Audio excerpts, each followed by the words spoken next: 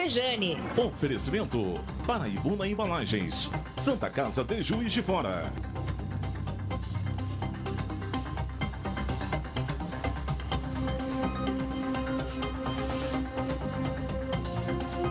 Olá, muito boa tarde para você, meu amigo que está sintonizado. Seja bem-vinda, você amiga conectada conosco no AM 910, nos aplicativos e na rede multiplataforma da Rádio Play Hits Juiz de Fora. Onde você estiver, você nos acompanha com imagens através do Facebook e do YouTube, @Rádio Play Hits JF. Nós estamos no ar com o nosso debate desta sexta-feira, para você que nos acompanha, dia 12 de agosto do ano de 2022. Comigo aqui nos estúdios da Rua Oscar Vidal, número 307, 13º andar, sala 1301, a técnica de Gabi Aragão. Com a direção de Jorge Aragão e a coordenação jornalística de Alberto Pejane, nosso debate dá sequência à série especial com os ex-vice-prefeitos do município de Juiz de Fora. Uma série de análises, uma série que traz as perspectivas para o pleito eleitoral de outubro de 2022. Ao meu lado, a companhia do debatedor Fabrício Rocha, que chega com seu primeiro destaque desta tarde, mais uma tarde de debates políticos. Seja bem-vindo, doutor Fabrício. Boa tarde, Gustavo. Boa tarde aos ouvintes da Play Hits, né, que nos acompanha pelo AM e também pelas redes sociais, né? Lembrando nossos ouvintes que a transmissão está em tempo real pelo Facebook, né? Bom, Gustavo, o comentário inicial de hoje ontem, né? Ontem a CNN Brasil confirmou à noite que o atual presidente Jair Bolsonaro estará em Juiz de Fora terça-feira, né? Ele que esteve aqui há semanas atrás. Então, num curto prazo de tempo, o presidente visita a cidade novamente. E a explicação para isso é de que ao que parece, Rio e São Paulo já há um empate técnico entre o presidente Jair Bolsonaro e o ex-presidente Luiz Inácio Lula da Silva.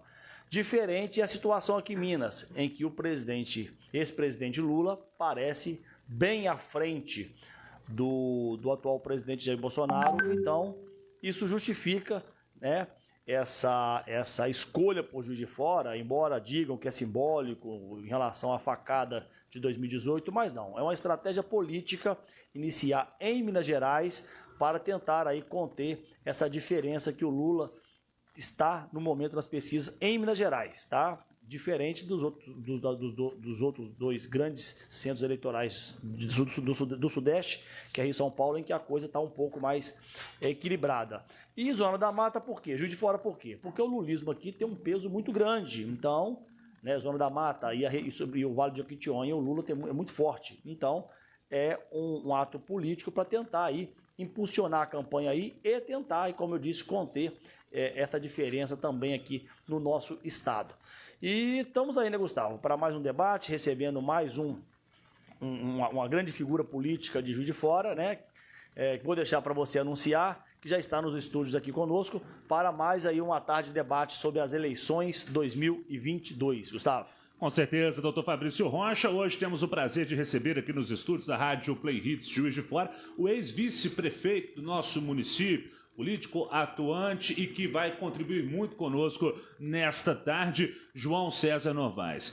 Seja bem-vindo, doutor João César. É importante que a gente possa conversar e ter, né, esse espaço próximo dos nossos ouvintes e sempre, obviamente, contando com a contribuição dos senhores que atuam ativamente na política do nosso município, do nosso estado. É importante que a gente possa começar também, né, trazendo números acerca do pleito eleitoral para os presidentes, né? Nós estamos vivendo, obviamente, e todos os indicadores apontam, um momento de muita polarização, até inclusive mais acirrado do que das últimas eleições. De um lado temos os apoiadores do atual presidente, Jair Bolsonaro, e que busca sua reeleição, mais conservador, voltado à direita política. De outro lado, nós temos, né, os apoiadores do ex-presidente Luiz Inácio Lula da Silva, mais progressista, um campo voltado para a esquerda, que coloca a sua oposição hoje ao governo de Jair Bolsonaro. Nós temos alguns dados para que a gente possa começar a nossa análise, inclusive pesquisa recente, né, aonde eleitores mostram divididos, né, cada vez mais. Segundo a pesquisa divulgada sexta-feira, hoje, dia 12, pela Genial Quest, o ex-presidente Luiz Inácio Lula da Silva mantém os seus 37% de intenção de voto, quando chega o presidente Jair Bolsonaro bem próximo aos 35%. É uma pergunta que a gente sempre faz de forma inicial, né, doutor Fabrício Rocha? A tendência é da manutenção dessa polarização ou com o desenrolar da campanha, inclusive, que começa já na próxima semana de maneira objetiva, teremos espaço para a famosa terceira via? Seja bem-vindo. Boa tarde a todos, aos ouvintes, ao Fabrício, ao Gustavo. Agradeço muito a vocês da Rádio Play pelo convite, pela oportunidade. Objetivamente falando sobre a pauta que você acabou de colocar, eu tenho uma avaliação da seguinte maneira. Eu acho que essa polarização ela é permanente e é inevitável. Não vai ter outra novidade. A terceira via, infelizmente, não viabilizou. Sim. Eu digo infelizmente porque eu, particularmente, como membro, como presidente do MDB local e com uma história política partidária dentro do MDB, PMDB, eu tenho a minha convicção, a minha candidata a presidente, que é a Simone Tebet, que para mim é uma das melhores preparadas, qualificadas, com histórico, com vida, com idade, com programas, e que foge àquele tradicionalismo clientelismo. Quer dizer, se você observar, o PT tem uma característica de PT é PT. O nosso presidente Jair Bolsonaro, que tinha uma meta de não fechar com o Centrão, hoje ele é o líder, ele é a figura do Centrão.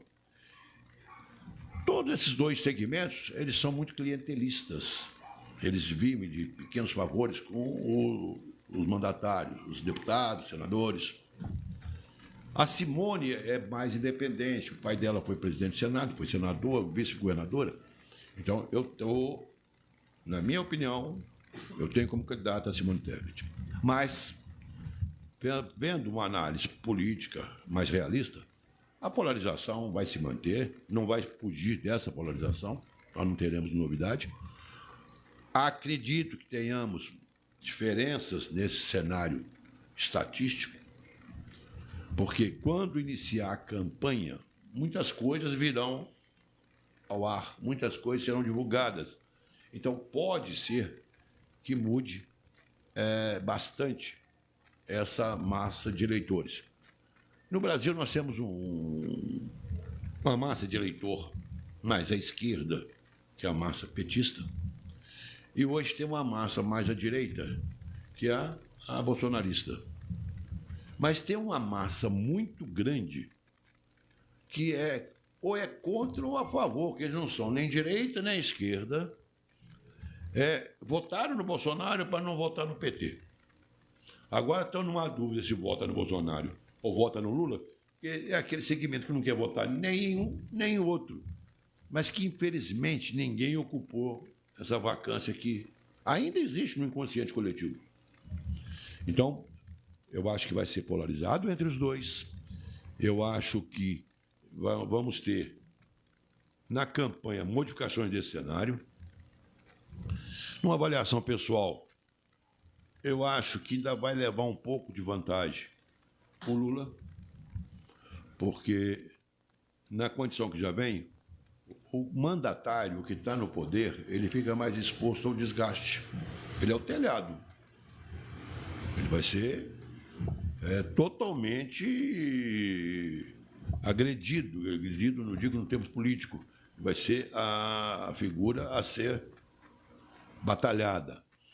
Então, nessa condição, o ex-presidente Lula, que tem uma história de 2 mandatos, que tem realizações, Claro. ele vai levar uma vantagem no decorrer da campanha. Mas tudo que nós estamos falando agora vai depender do marketing de campanha, vai depender do norte de campanha e vai depender dos primeiros rumos da campanha. Me preocupa, e aí é uma questão pessoal minha, quando começa a falar em Estado de Direito. Sim. Isso é uma coisa que me preocupa. Eu acho que todos nós brasileiros, temos que ter uma preocupação.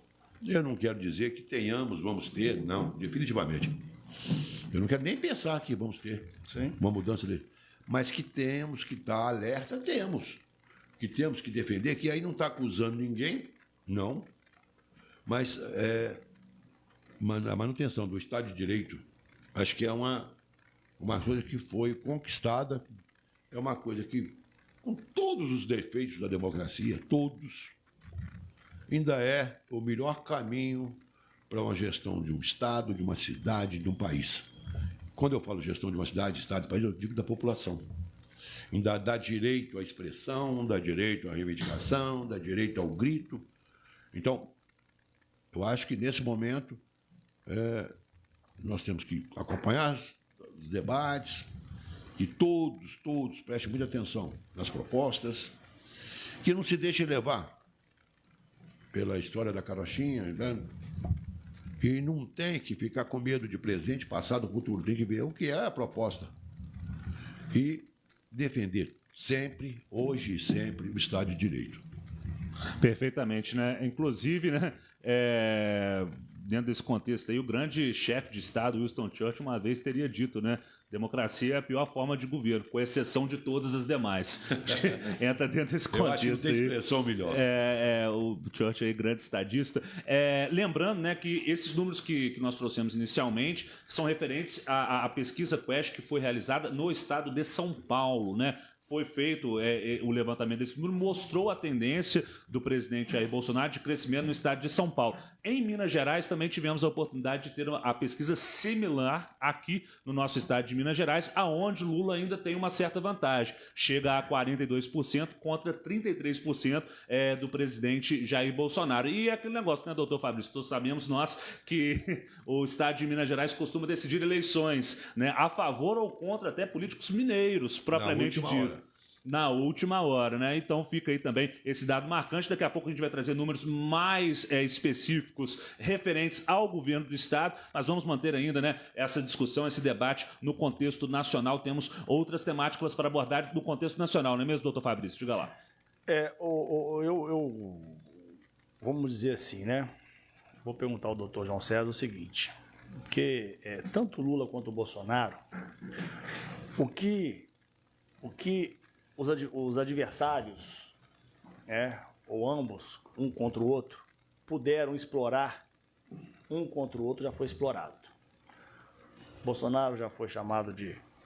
Isso não é juízo de valor, não. Isso aí é o que está na opinião pública. Torturador, defensor de torturador, negacionista, enfim, defensor de armas, homofóbico, enfim. E o Bolsonaro continua de pé, firme.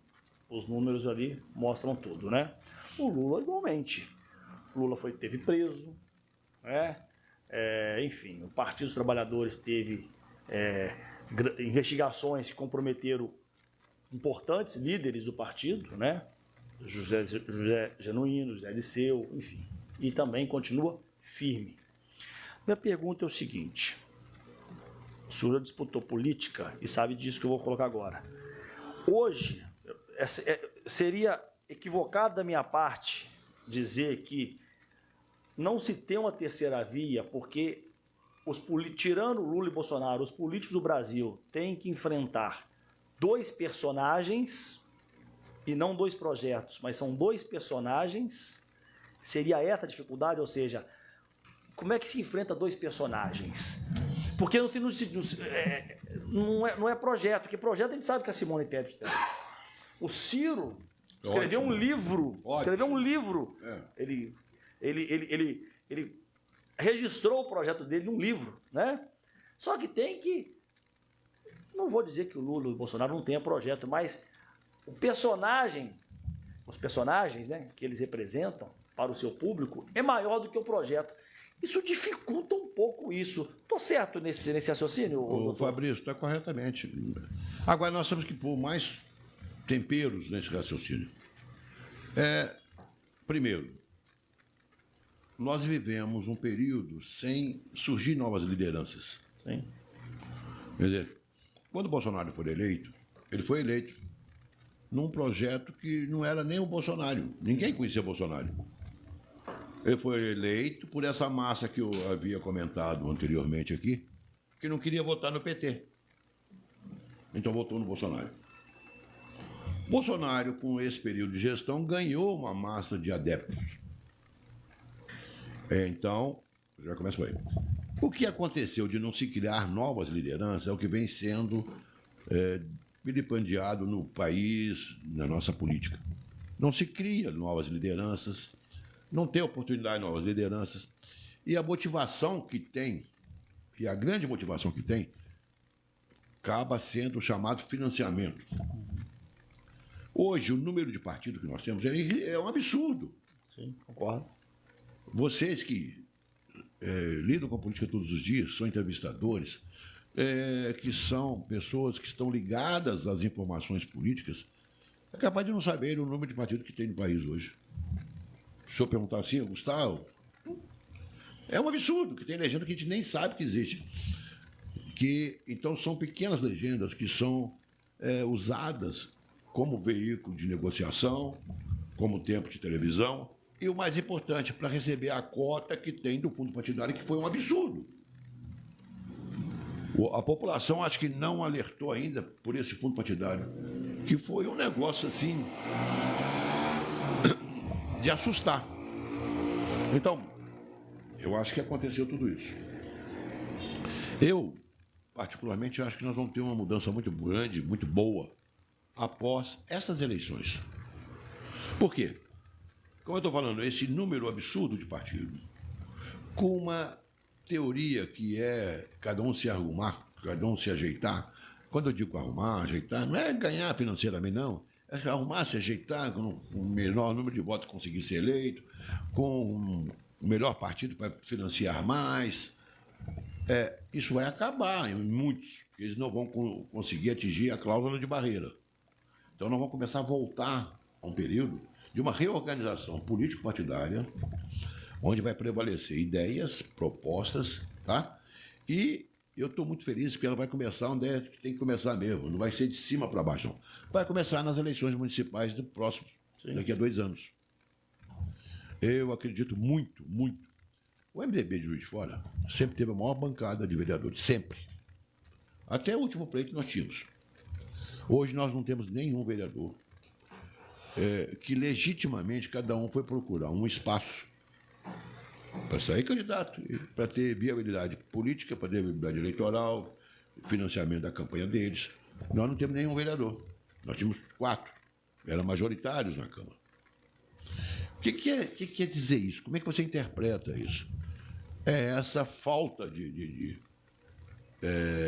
digamos assim, uma proposta política de grupo, como você falou, Fabrício, e que foi espalhando verbas, financiamento, legenda, vagas, de maneira que cada um procurou o seu espaço, que eu acredito que nós vamos reagrupar muito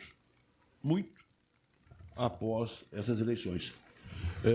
Eu não tenho dúvida disso. O Juiz de Fora tem mais de 80 candidatos domiciliados aqui, federais e estaduais, a maioria foi estadual.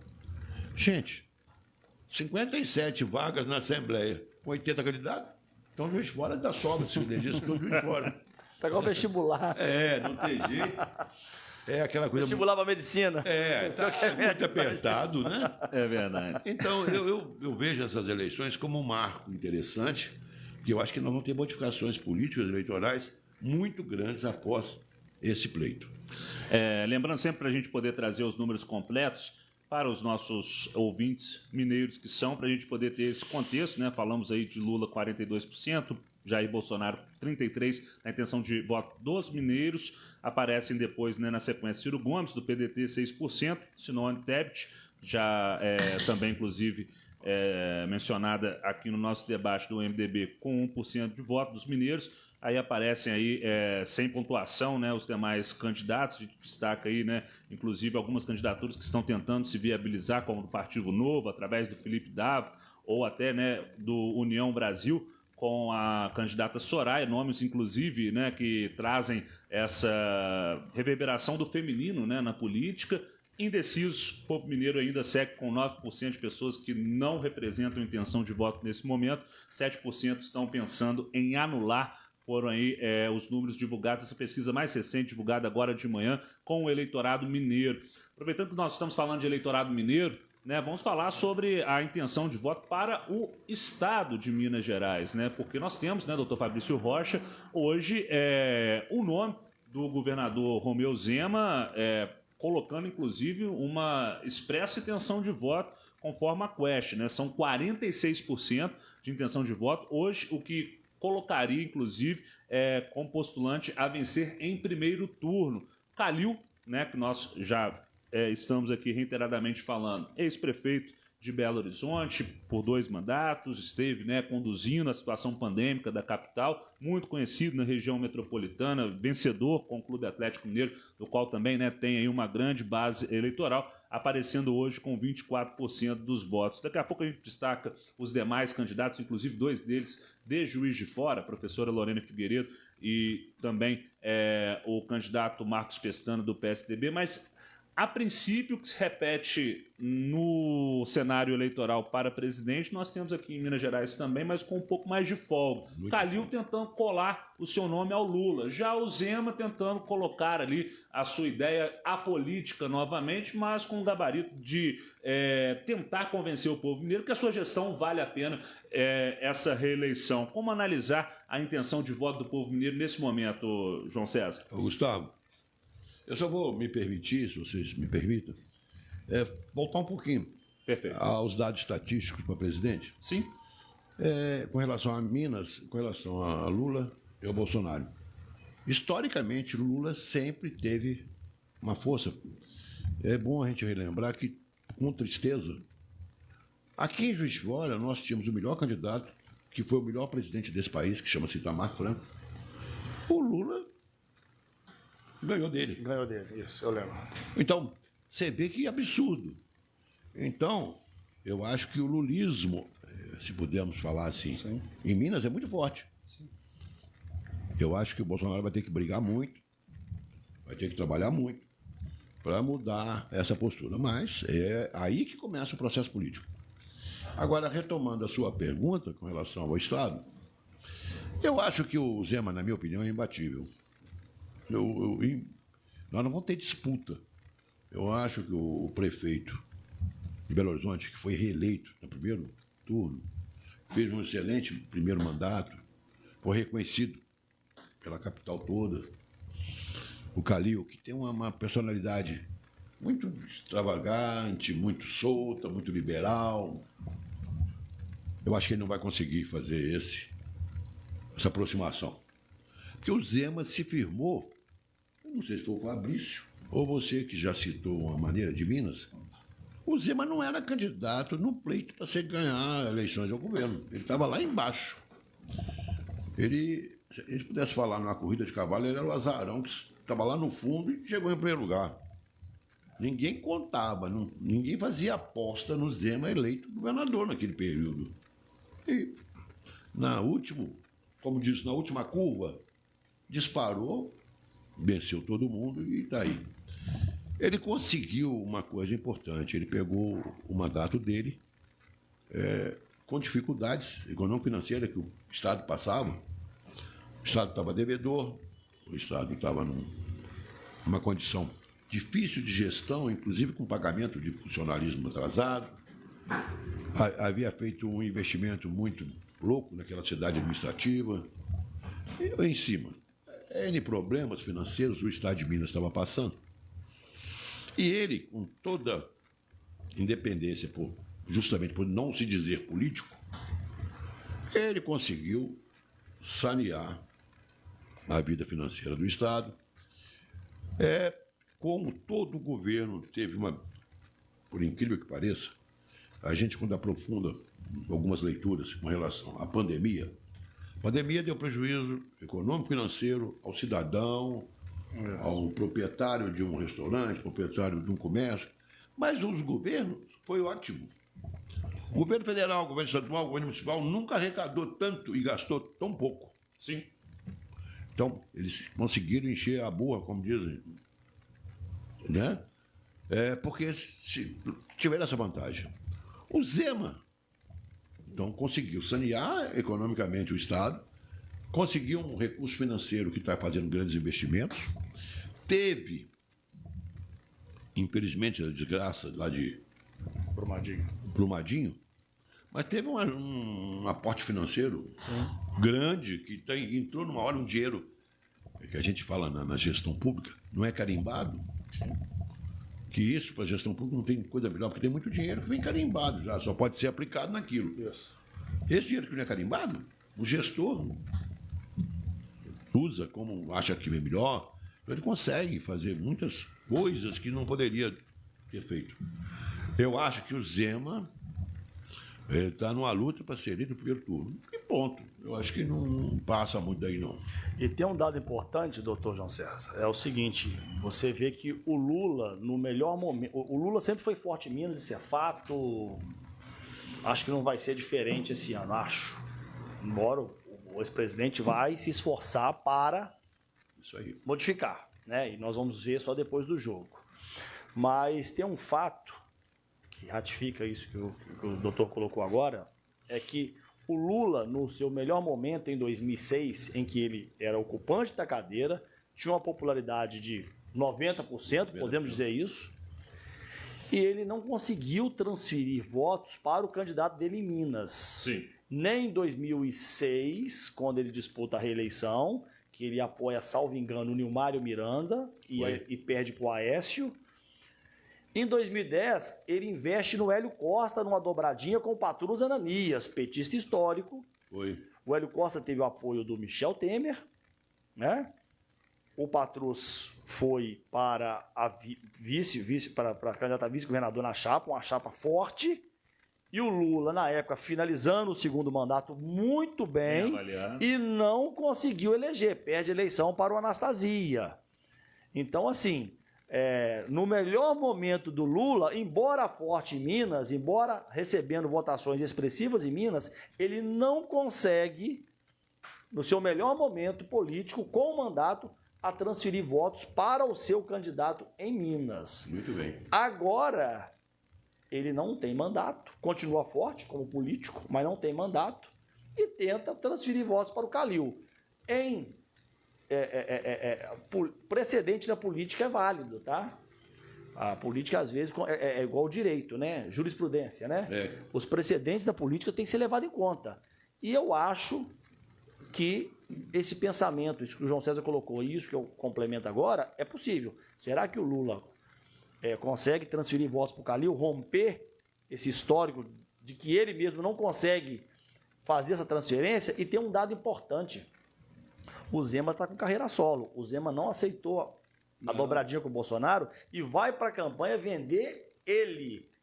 Não vai entrar na polarização, porque ele sabe que se ele entra na polarização, ele pode ser lido como Bolsonaro e quebra. E o outro é Lula e quebra essa autonomia dele de bom gestor. Boa análise. Posso? Não. Por favor, diga lá. Gustavo, oi, Fabrício, você fez uma análise interessante. O que você falou reafirma mais ou menos o que eu havia dito. Isso. O Lula é uma avaliação mineira pessoal. Sim. Você vê que com a eleição passada, a Dilma, que era candidata do Lula, que foi presidente, que foi vice, que era um símbolo, sim, ele não conseguiu. 4º lugar. Entendeu? Então, eu só estou dando esse dado, mas em cima da sua análise, que é perfeita. Por isso que eu reafirmo. Eu acho que o Zema, ele adotou uma política correta, porque ele se elegeu independentemente de Lula ou de Bolsonaro. Ele não é Bolsonaro, ele não é Lula. Ele é o gestor, segundo ele se intitula, ele não é um político, é um administrador, que conseguiu recuperar economia financeira do Estado e está com novas propostas num momento muito bom para ele, que eu acho que é imbatível. O Zema, em 2018, né, tinha essa prerrogativa do outsider, mas hoje, né, traz consigo, né, 4 anos de administração. A gente coloca, né, que o doutor Fabrício faz essa análise, né, de trazer, né, justamente ainda essa imparcialidade ou esse caminho do meio, se é que a gente pode colocar assim, mas sabemos todos também que para ser eleito em primeiro turno precisa, né, de ter, obviamente, essa majoração nos votos, e entra nesse contexto Carlos Viana, senador conhecidamente como um jornalista, né, de muito renome, somente para Belo Horizonte, e que hoje traz consigo, né, essa proximidade com o presidente Bolsonaro. Hoje aparece com 6% nas intenções de voto, participou inclusive do último debate que retransmitimos aqui na Rádio Play, o primeiro, né, debate que foi transmitido pela Band Minas, e tenta se colocar de uma maneira aí para ligar a sua colocação ao presidente Jair Bolsonaro, que inclusive começa a campanha em Minas Gerais, em Juiz de Fora, na próxima semana, remetendo, obviamente, ao atentado à faca aí do ano de 2018. Viana consegue incomodar Zema nesse contexto, não para ultrapassá-lo, mas para tirar votos, intenção de voto, e assim beneficiar indiretamente Alexandre Calil? Eu acho que não, Gustavo. Se você vê a história do Viana, o Viana estava como pré-candidato ao governo pelo MDB. E aí ele saiu do MDB, foi para o partido menor, onde ele manda, para se candidatar ao governo, com uma determinação que ele declarou que era para dar palanque ao Bolsonaro. Só que o Bolsonaro também, a equipe do Bolsonaro não foi tão infantil. Porque, o que você falou, por que o Bolsonaro ia embarcar numa nave do Viana, que não tinha um voo muito seguro, e põe em risco o que já tenha conquistado aqui? Eu acho que o Viana não traz palanque para o Bolsonaro. Ele quis pegar carona com o Bolsonaro. E nem o Bolsonaro deu muita carona para ele também, não. Pelo que a gente tem acompanhado, o Bolsonaro não elegeu a ele o candidato dele, não. Teve, inclusive, investidas da equipe de Bolsonaro querendo associar o Zema. E o Zema, inteligentemente, não quis. Ele não quis associar nem ao Lula, nem ao Bolsonaro. Por isso que tem essa popularidade. O que você falou, Fabrício, é verdade. Se ele tivesse associado ao Bolsonaro, ele não estaria com essa popularidade. Se ele tivesse associado ao Lula direto, também não estaria. Mas ele está certo. O Lula, é o que nós estamos batendo, rebatendo, o que você falou, né? Historicamente, o Lula é um candidato fortíssimo em Minas. Que eu acho que, por todo o esforço que o Bolsonaro vem a fazer, o Bolsonaro vai ser majoritário em relação ao Bolsonaro aqui. Eu não tenho dúvida. É histórico. Chama-se inconsciente coletivo. Já tem uma... Né? A tendência afirmada, né? Meio-dia mais 32 minutos, a gente tem que fazer um rápido intervalo. Na sequência também podemos analisar a corrida, o pleito eleitoral ao Senado, né, com uma mudança muito grande das últimas análises que nós tivemos a oportunidade de fazer aqui, desde a retirada, né, da pré-candidatura ao Senado do atual deputado Aécio Neves. Já que nós estamos falando de Aécio Neves, eu queria falar do PSDB em Minas Gerais, né? O PSDB teve um grande movimento para tentar emplacar uma terceira via para a presidência. Teve o nome do atual governador de São Paulo, do ex-governador de São Paulo, né, João Dória Júnior. Teve o nome, né, do então governador do Rio Grande do Sul, Eduardo Leite. Plenárias, né, a todo vapor, movimentação dos tucanos.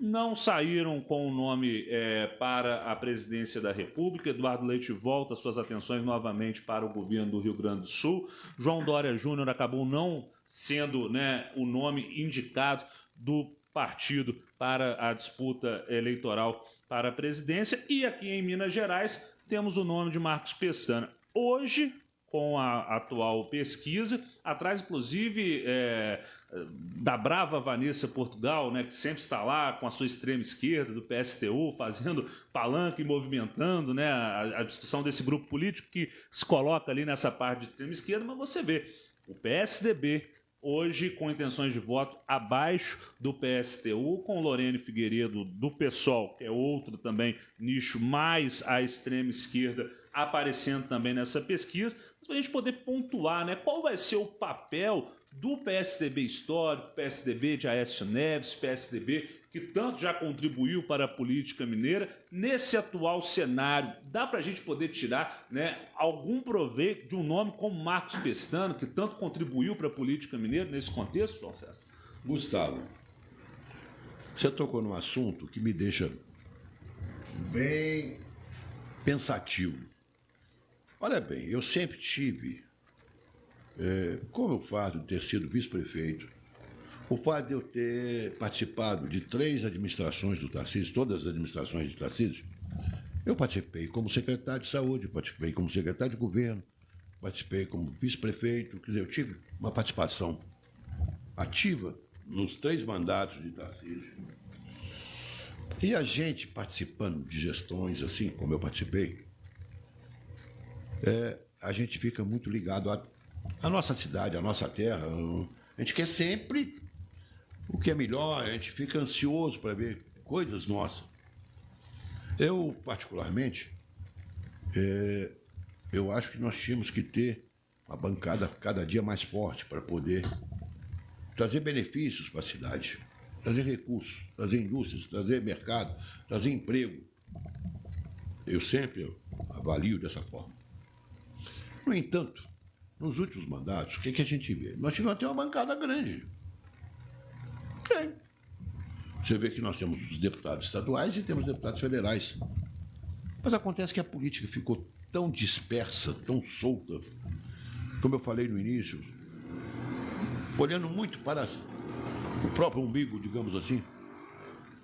Não houve uma consciência local, não houve uma consciência de cidade, de região. Então, dispersou tudo isso. O Pestana, eu acho que ele está indo num sacrifício, eu não entendi a motivação, estou sendo muito sincero, porque talvez ele que possa explicar melhor. Entrou numa corrida atrasado, uma corrida que o jogo praticamente já estava quase definido, praticamente, para marcar uma posição que eu não entendi, que o próprio PSDB está rachado. Então, ele tem os seus motivos pessoais.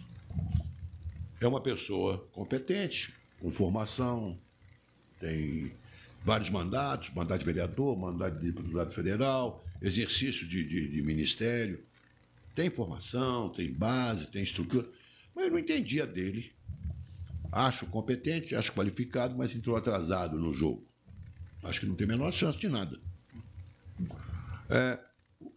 Voltando dele para os nossos candidatos, eu acho que faltou e está faltando a gente pensar um pouco nas modificações eleitorais. Nós temos que mudar esse modelo no país, senão nós vamos cada dia piorar mais. Vamos guardar esse raciocínio, então, para o próximo bloco? É interessante que a gente possa até fazer esse tipo de raciocínio com os pontos... Eu quero até propor um ponto aqui. Diga, doutor Fábio. O doutor João César, ele é de um grupo... Foi e ainda é. Mas vamos dizer, vamos pegar o tarcisismo, né? E eu queria propor uma discussão no próximo bloco sobre grupos políticos de Juiz de Fora. Perfeitamente. Essa carência.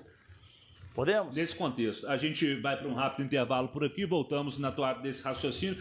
Quero que você que está nos acompanhando aí através do Facebook e do YouTube, deixe aí o seu comentário também, curta a nossa transmissão, compartilhe para os seus grupos de amigos e sempre citando, né, tudo que nós trouxemos até aqui são pesquisas eleitorais, como diz nosso querido cientista político, companheiro aqui da Rádio Play Hit Juiz de Fora, doutor Cristiano Santos, são fotos, registros de momento. As nuvens estão aqui nesse momento. Faça-se uma captura, tenha-se um registro. Estarão em outras posições num próximo momento e aí uma nova captura será feita, um novo registro será divulgado. Temos que interpretar também essas pesquisas, esses números. Rápido intervalo, voltamos já, fique aí. Esse é o Debate Rádio Play.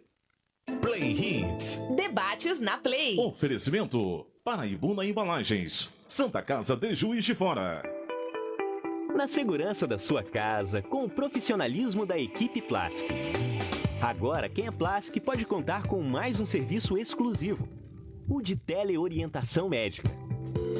Converse com nossos médicos por telefone, tire suas dúvidas, inclusive sobre Covid, e receba orientação sem sair de casa. Ligue 3250 1212 de segunda a sexta, de 7 da manhã às 7 da noite. Teleorientação médica Plask.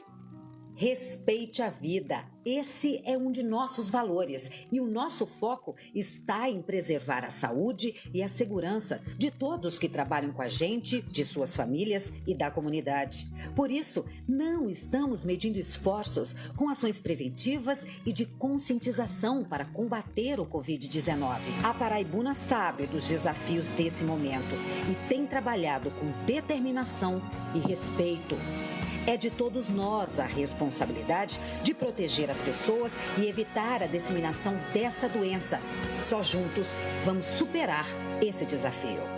Semana dos Pais Bretas tá aí. Carvão começa a instalar, tempero a carne com sal. Água na boca vai dar.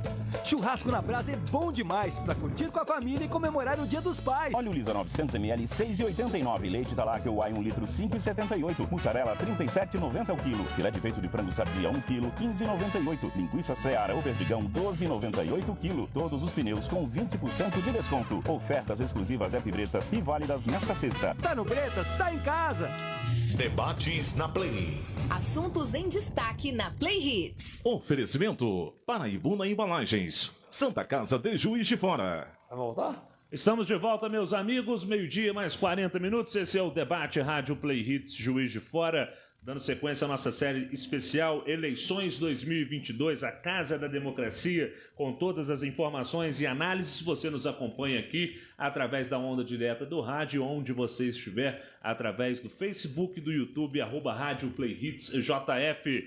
Neste debate de hoje, ao lado do Dr. Fabrício Rocha, nosso debatedor às sextas-feiras, estamos recebendo o ex-vice-prefeito de Juiz de Fora, João César Novaes. No último bloco falávamos muito sobre as intenções de votos mais recentes, as análises que podemos fazer nesse contexto, e agora trazemos o nosso papo para o interesse do cidadão e da cidadã de Juiz de Fora. A formação política, a representatividade, é um ano para eleições a Brasília, os seus representantes como deputado federal na capital do nosso país, e também a Assembleia Legislativa em Belo Horizonte. Estaremos escolhendo deputados e também estaremos colocando também os deputados federais e estaduais. Deixar que o senhor possa abrir o nosso bloco de hoje, já para retomar o raciocínio do encerramento do primeiro bloco, doutor Fabrício, diga lá. Doutor João César, o ex-prefeito Custódio Matos esteve sentado aqui há 1 mês e meio atrás e ele fez um comentário interessante. Dizer o seguinte, que lá na década de 80, as pessoas surgiam na política de grupos. Ele citou, do grupo do Tarcísio surgiu eu, surgiu o Tarcísio, a própria atual prefeita Margarida Salomão. Ele colocou que o extremo na época era o Paulo Delgado, que era um petista histórico, mas as pessoas tinham a bandeira, tinha um fato, que era a luta pela democracia, o que unia as pessoas, que formava a partir dali, tinha grupos, pessoas com pensamento em comum, né? Bom, Juiz de Fora durante 20 anos ficou aí, né? O tarcisismo acabou fragmentando, o Custódio foi para o PSDB, a prefeita Margarida foi lá para o PT, tivemos, enfim, mas o tarcisismo durou, a eleição por 3 vezes, Custódio por 2 vezes, Beijane por 2 vezes. Então, Juiz de Fora, por mais de 20 anos, você teve 3 grupos, não estou dizendo quem é melhor, quem é pior, mas eram 3 grupos consolidados. Mas quando eu digo grupos, grupos de políticos com pensamento em comum, programa de grupo. E passou essa fase, né? Esses 3 grupos foram desfeitos. E hoje, ao que se percebe, há uma carência de grupo em Juiz de Fora. Nós estamos partindo aí para um processo eleitoral e que esse processo eleitoral ele vai ter reflexo no processo eleitoral de 24 sem grupos. Né? Podemos dizer que nós temos aí, se somar aí, os candidatos a vereadores, com os que vão concorrer à reeleição, mais aqueles que não têm mandato e vão concorrer, talvez aí com chances aí viáveis, plausíveis, 20 projetos pessoais, mas sem grupo. Como é que o senhor analisa esse cenário? O senhor que é de grupo, é um político de grupo e teve sucesso político pertencendo a grupo, como Verdade. do Tarcísio Delgado, né? Eu realmente sempre fui do grupo Tarcísio. Esse grupo nós participávamos unidos. Participamos juntos. Custódio, eu, Margarida, o próprio Pestana que teve.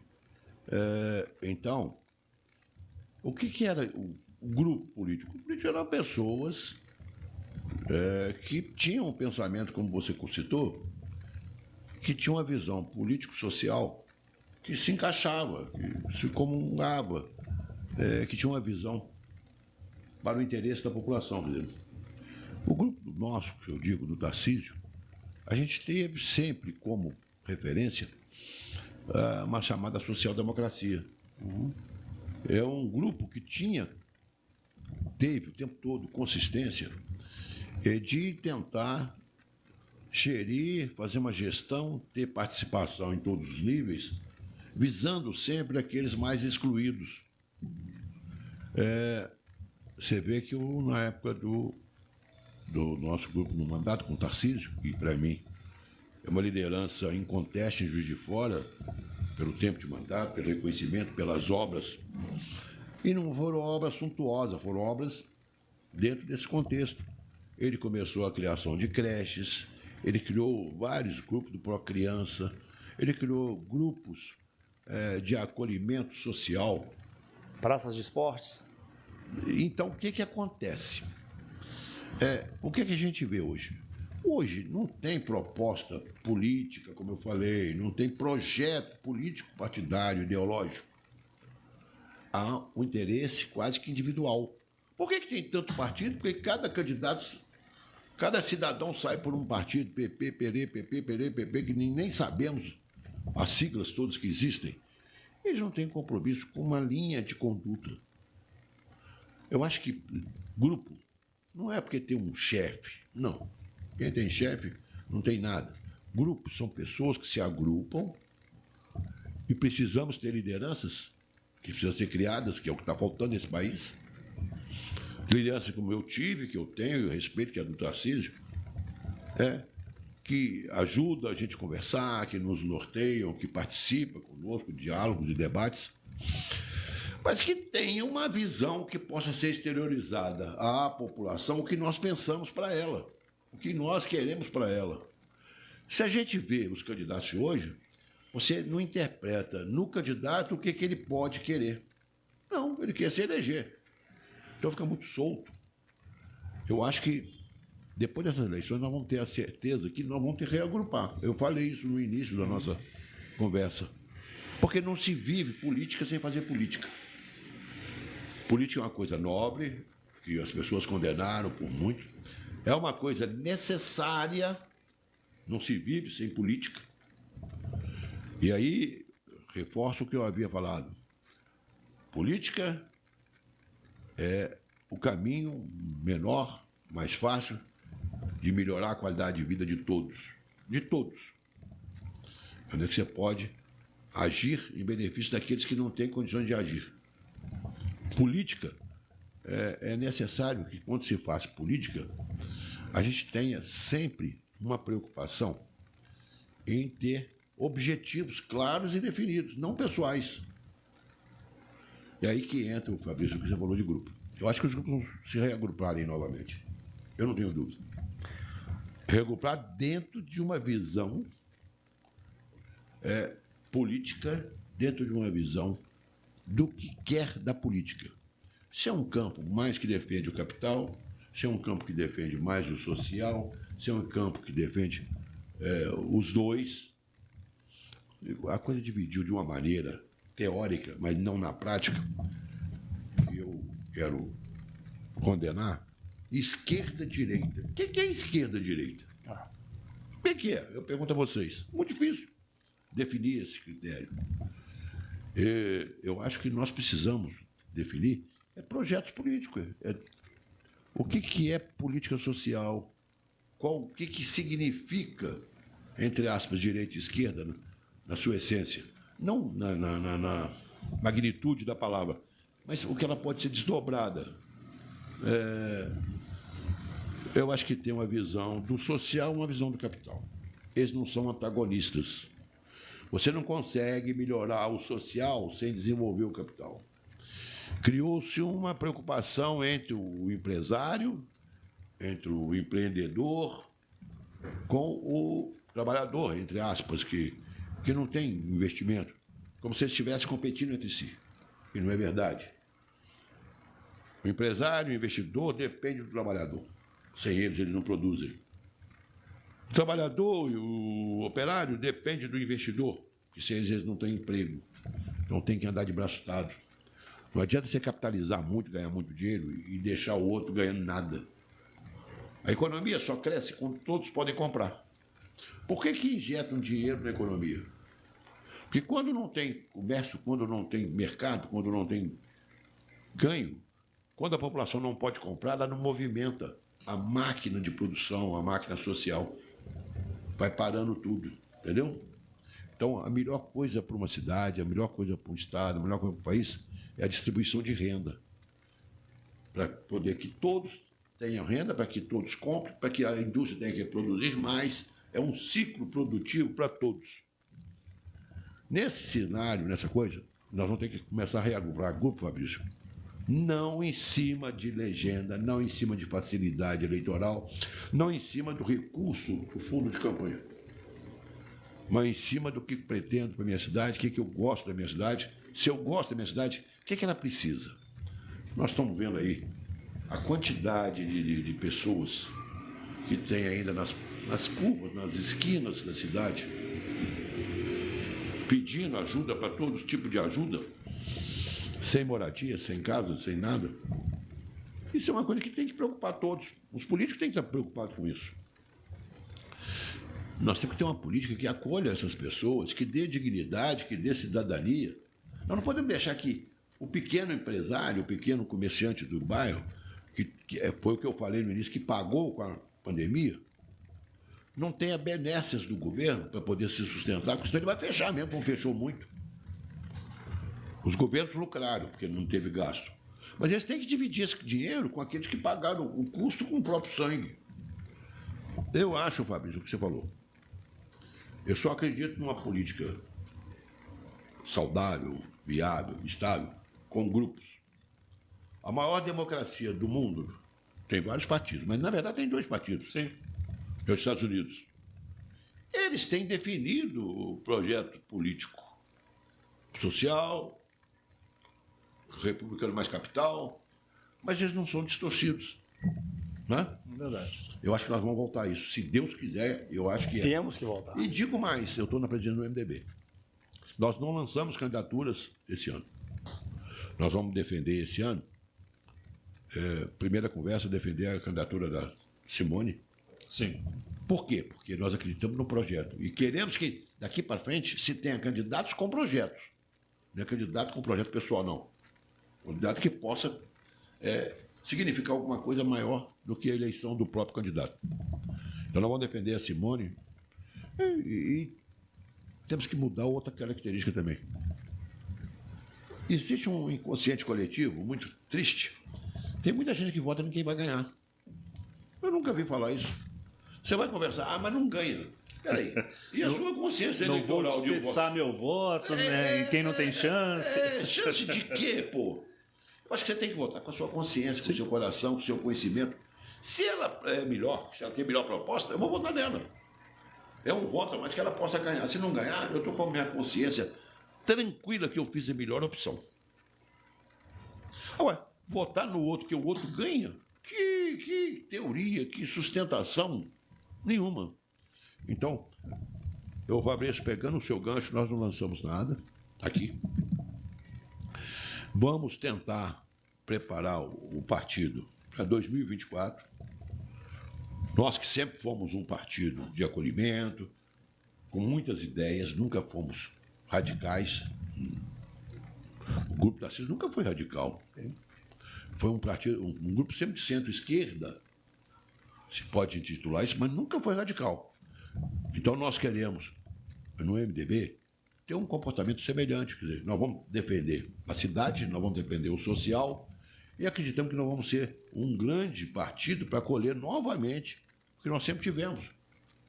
Grandes quadros, grandes nomes, que aí eles vão ver que essa saída não vai render fruto para todos. Muitos vão ficar órfãos, porque os partidos não vão conseguir a cláusula de barreiras. Sim. Então, nós estamos aí aguardando para construir um grupo, discutir, conversar, sem dono, sem autoritarismo, democraticamente, para começar a preparar o partido para a disputa de 2024. Perfeito. Doutor João César, a gente está chegando no momento final dessa participação. Eu sempre faço essa pergunta também para aqueles que estão aqui, mesmo dentro desse contexto, né, da eleição para a Câmara e para a Assembleia. Muitos nomes se apresentando, realmente representantes de vários segmentos sociais. No seu ponto de vista, há uma tendência de renovação da representatividade de Juiz de Fora e região na Assembleia e na Câmara, ou o senhor acredita na manutenção dos nomes que lá estão para seguir nessa representatividade? Historicamente, a política renova em torno de 30%. Eu acho que não vão ter uma modificação tão grande, não. Quem está com mandato nesse período levou muita vantagem. Porque quem está com mandato e está candidatando à reeleição, ele já tem uma participação mais objetiva, mais ostensiva no fundo partidário, ele já tem uma infraestrutura de campanha maior, eles, 90% já têm as emendas que beneficiaram os seus municípios, seus cabos eleitorais municipais. Então, eu acredito que eles têm uma grande chance de reeleger a maioria. Mas sempre temos uma renovação. Essa renovação vai depender muito das coligações feitas, vai depender muito da campanha, que eu não gosto nem de falar de campanha, porque eu não estou vendo campanha, eu não estou vendo clima, eu estou achando muito estranha a nossa cidade. Juiz de Fora é uma cidade politizada. Ela foi já citada para... Nós temos uma universidade muito politizada, nós temos uma cidade politizada, nós temos uma cidade sempre participativa do cenário nacional, estadual, municipal. E política aqui sempre foi uma coisa muito forte. Você vai na rua, você não vê as pessoas sequer conversar política. Estamos há 45, 65 dias, 2 meses e meio do pleito. Quer dizer, está muito estranho. Me parece que os próprios políticos não querem começar, porque para eles é bom essa inércia. Quanto menor a discussão, menor o desgaste. Quanto menor o tempo de campanha, menor a cobrança sobre eles. Então, para eles também. Eles que têm a chave, que é capaz de mobilizar mais o aspecto político, eles não estão fazendo. Você não vê ninguém fazendo, promovendo encontros. Vai lançar o Bolsonaro, que você falou agora, terça-feira.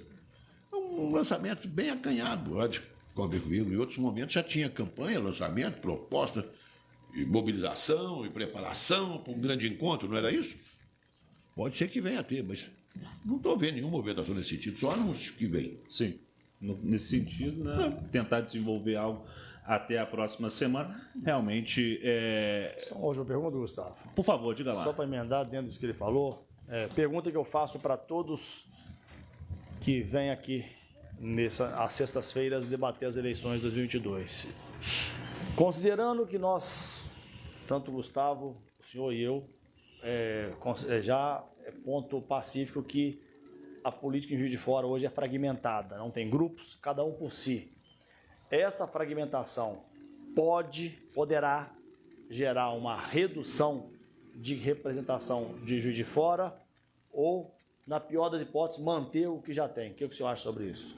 Eu acho que mantém. Eu não digo com os mesmos nomes. Sim.